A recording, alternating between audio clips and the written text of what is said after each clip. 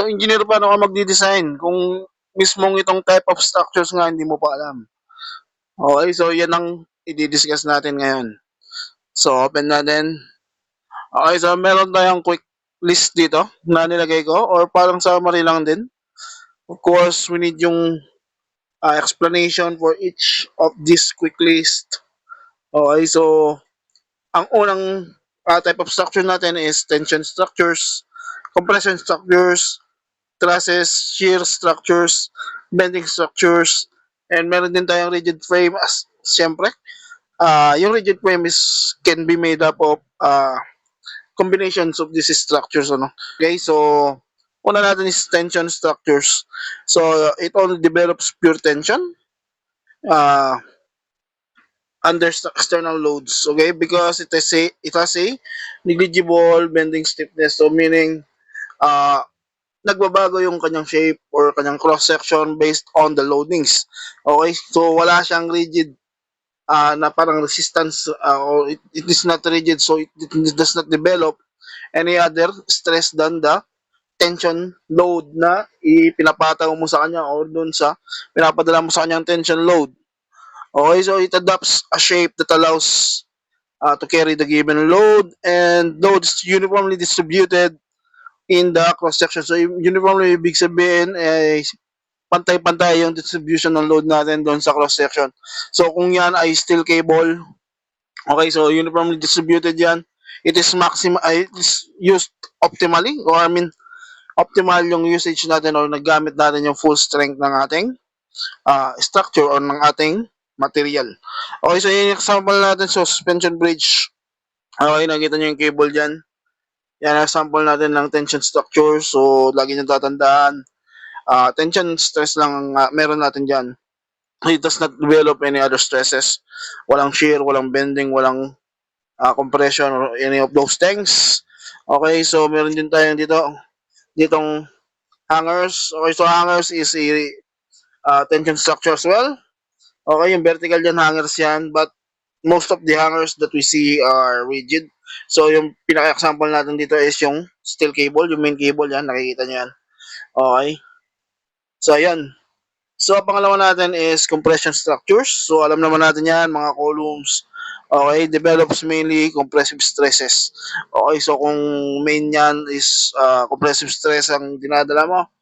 And yan, of course, columns yan actually loaded. If affected by moment or bending, it's called beam column. Meaning, pag meron kang bending sideways, okay, kung merong applied loading dyan, yung ano natin, yung column natin is mag-act siya as a beam as well. So, we can call it beam column. Okay, so sometimes nangyayari yung ganito, I mean, mas madalas pa nga mangyari to kaysa doon sa pure actual load, compression load. Madalas nangyayari lang yung actual load, compression load natin is pag gumagamit tayo ng shear connections. Okay, so pag may shear connection kasi wala tayong moment sa connections na yon. Okay, kung wala ka ng external lateral load applied to the column, ibig sabihin magkakaroon lang tayo ng compression stress.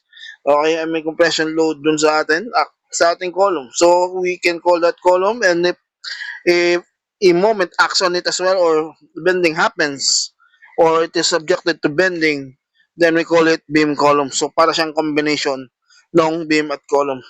Okay, so isa pang type of structure natin is compression under compression structure is the arch. Okay, so arch or arches. So curved structure may experience secondary shear and stresses must be considered if significant.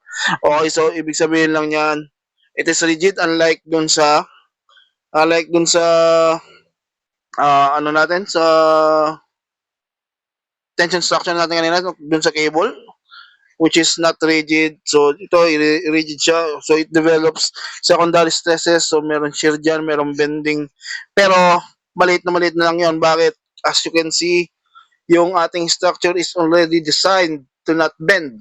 Okay, kung makita mo naka-camber na baligtad siya ng bending. So kaya siya naging compression structure. It is meant to carry compression loads. Okay, so yun. Pero dahil rigid nga yan, dahil hindi yan flexible, unlike cables, it can develop other stresses as well. So shear, bending, pero minimal lang. So madalas negligible. But if it is significant or big enough, katulad nga na nakalagay dito, so we need to consider them on our designs.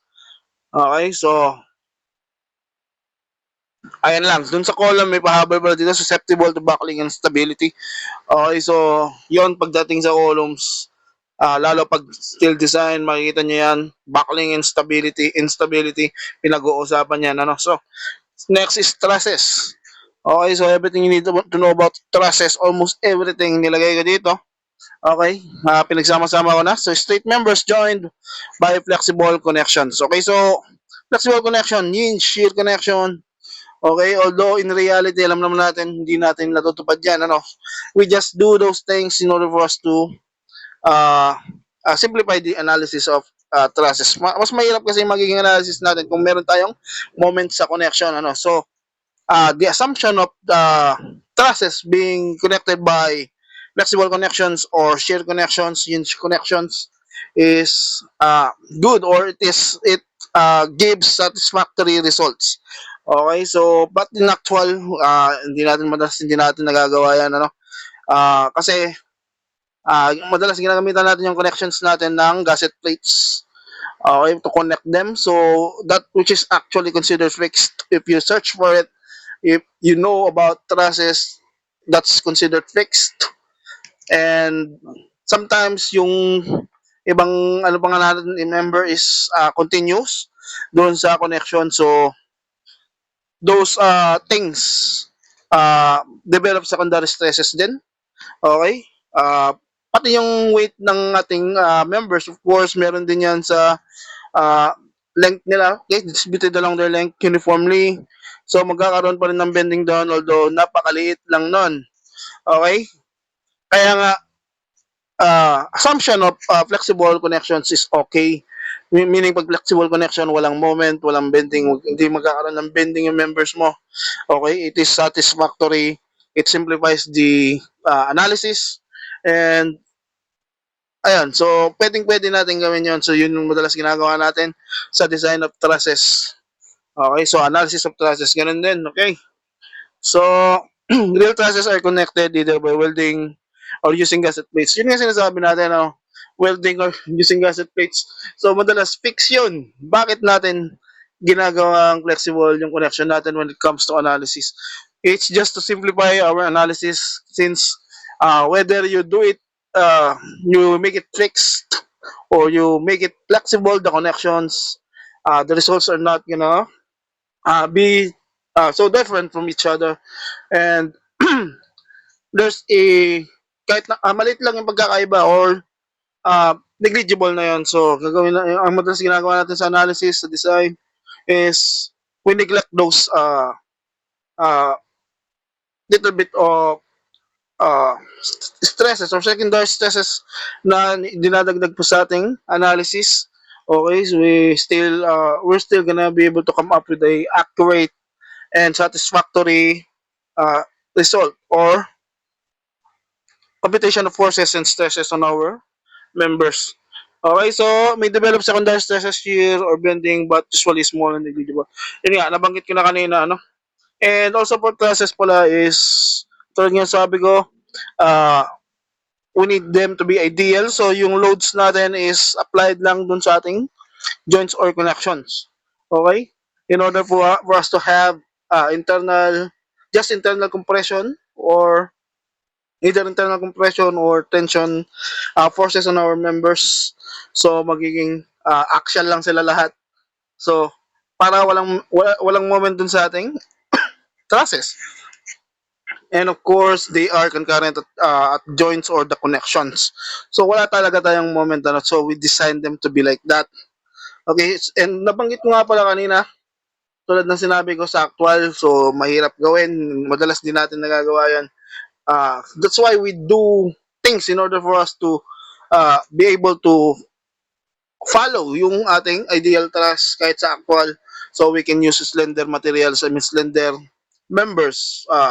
Of course, para ma-lessen natin yung weight distributed uniformly along its length para hindi siya mag-bend as much. Okay, so what we can do is to lessen, or I mean decrease those or to use lighter members. Okay, and also design connections. Of course, so we make sure that they are concurrent at the connections, yung centroidal access ng ating members, ano.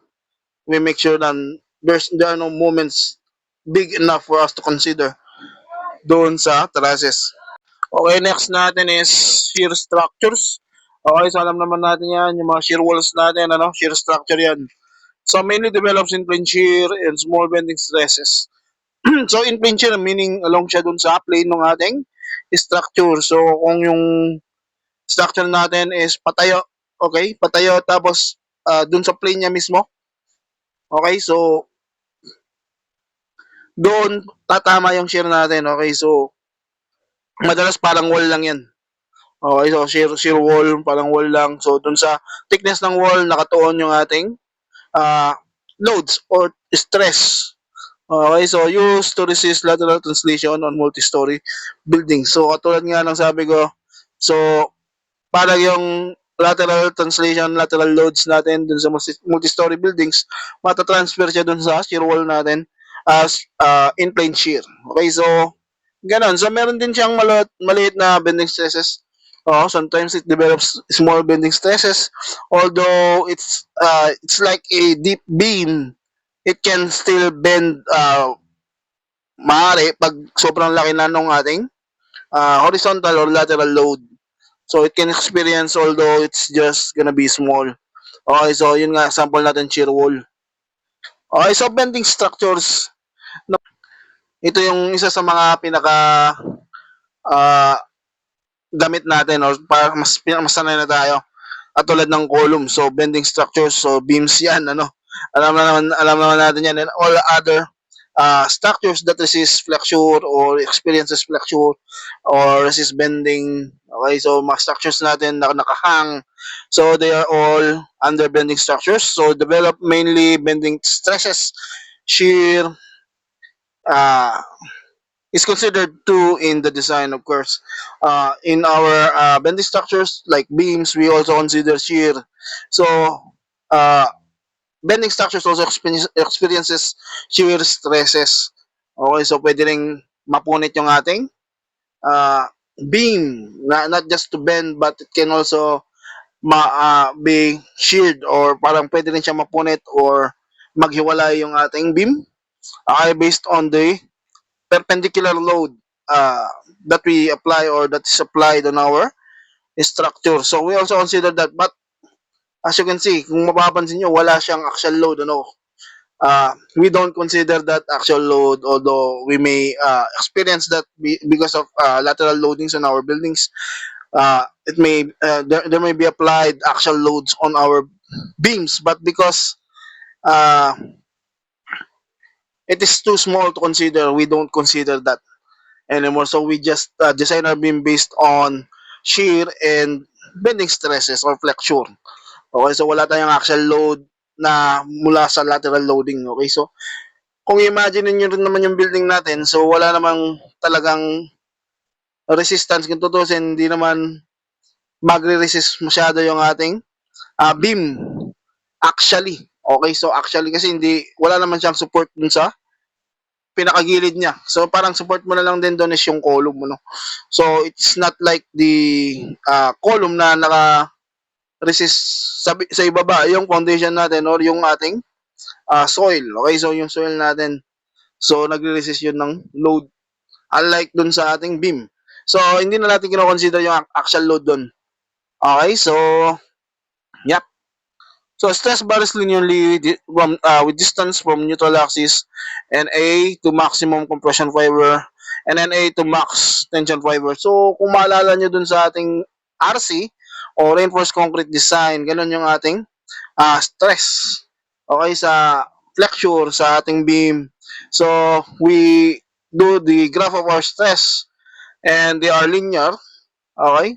So meaning from neutral axis papunta dun sa top fiber or dun sa maximum compression fiber, lumalaki siya, ano, okay? From neutral axis, from zero papunta dun sa neutral axis, I mean to the maximum compression fiber. So ma-reach niya yung maximum point. So, palaki siya ng palaki. And ganun din naman dun sa tension fiber natin or dun sa tension zone. Okay, so linear yon, dire-diretso unless mapunta ka na doon sa ultimate design ano, so medyo mag-iiba na yung ano natin doon, yung ating graph. So applicable lang to tong linearly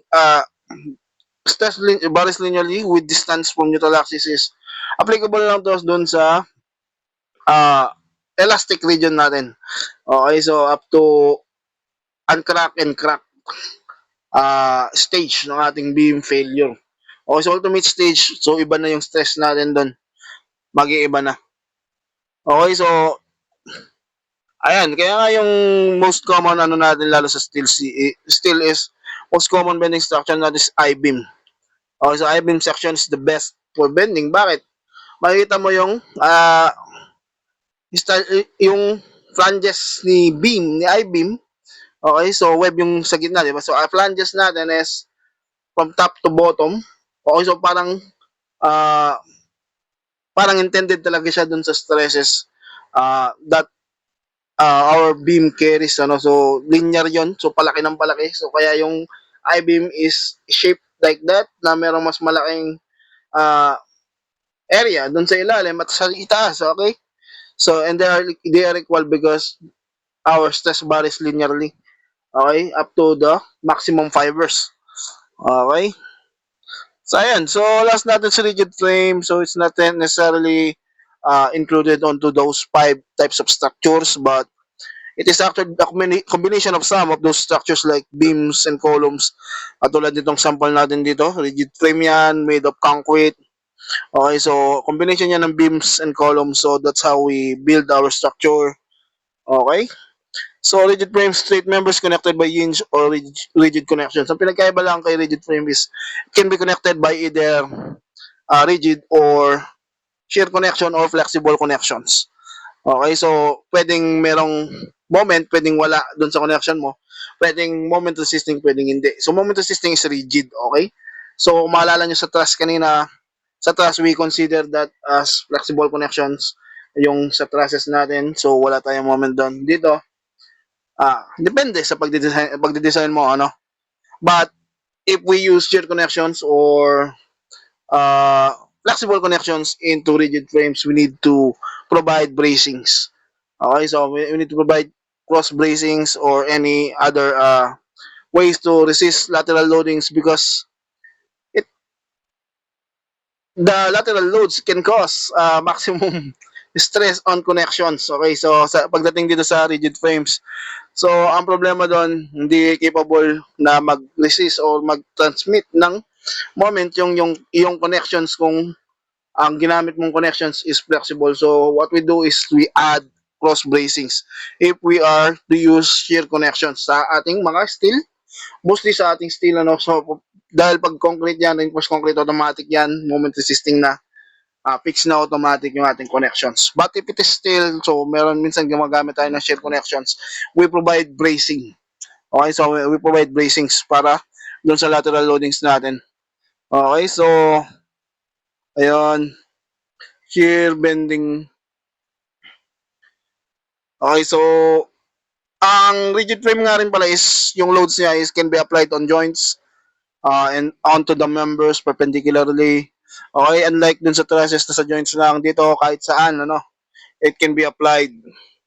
Okay, so it causes shear and bending. Okay. Ayun nga, nabanggit natin kanina yung axial stresses. Ganun din, it develops sa column but not in beams. Okay, so nakalagay dyan stresses except for beams, axial stresses except for beams. Okay, so yun tatandaan niya, sa beam wala. Okay, so yun lang. Anyway, natuto kayo, alam niyo na gagawin niyo mga Lodi engineers. See you in the next video.